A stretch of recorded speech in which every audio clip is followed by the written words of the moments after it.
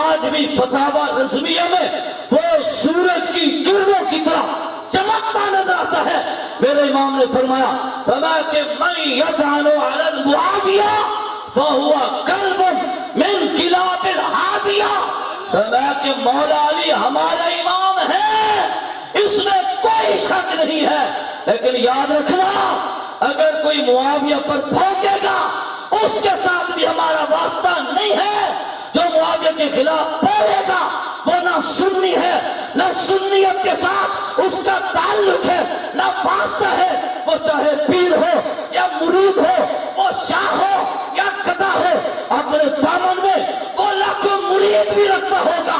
اگر امیر معاویہ کے خلاف بولے گا من یطعن علی المعاویہ فہو کلب من کلاب الحاویہ، جو معاویہ کے خلاف بھونکے گا وہ جہنم کا کتا ہوگا۔